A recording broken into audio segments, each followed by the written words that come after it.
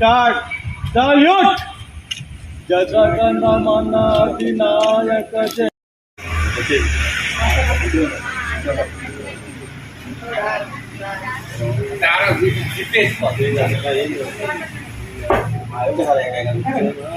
Sale, digo.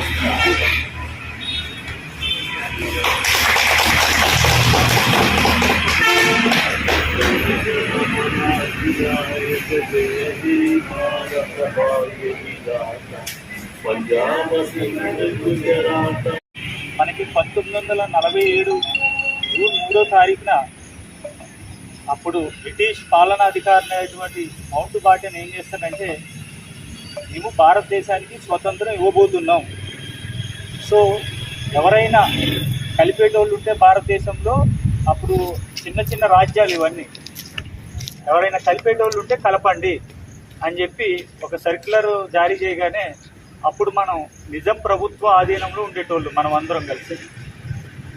అయితే అప్పుడున్న నిజాం ప్రభు మాత్రం, మేము భారతదేశంలో కలవము, విడిగా ఉంటాము, మేము ఆలోచించుకోవడానికి కొంత టైం ఇవ్వండి అని చెప్పి ఒక సంవత్సరం టైం అడుగుతారు. సంవత్సరం టైం అడిగితే సరే అయితే అని చెప్పి కొంత టైం ఇస్తారు.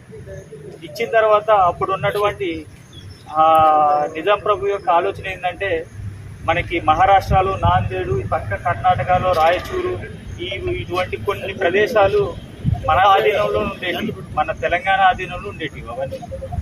అయితే సముద్ర మార్గం ద్వారా గొప్పగా డెవలప్ చేయొచ్చు, సింగిల్గా ఉండొచ్చు, ఇండివిజువల్గా ఉండొచ్చు అనే ఆలోచన అప్పుడు నిజాం ప్రభువుది ఉండేది.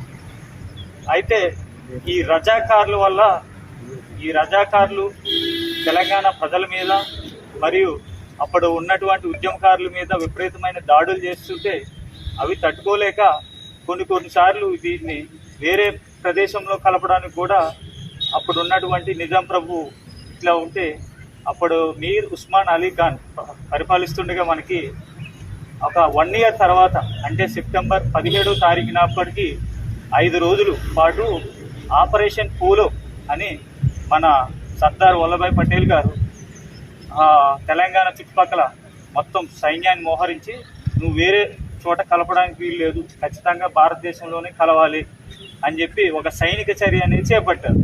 ఇలా మాటలతో విండో అయినా అని చెప్పి చుట్టుపక్కల బలగాలన్నీ మోహరించి కేవలం 5 రోజుల్లో ఆపరేషన్ పోలో చేసి మన తెలంగాణని విముక్తి చేసి భారతదేశంలో కలుపుతుంది. అది మనకి సెప్టెంబర్ 17 అసలు విమోచన దినోత్సవం అంటారు, దీన్ని విలీన దినోత్సవం అంటారు. ఇప్పుడు తెలంగాణ మన కొత్త గవర్నమెంట్ దీన్ని ప్రజా పరిపాలన దినోత్సవంగా దీన్ని ప్రకటించింది అనమాట. ఓకే, ఈరోజు విమోచన దినోత్సవం. అసలైంది ఏంటంటే సబ్స్క్రైబ్ చేయండి, అలానే పక్కనున్న బెల్ ఐకాన్ కూడా ప్రెస్ చేయండి. ఈ వీడియో మీకు నచ్చినట్లయితే దయచేసి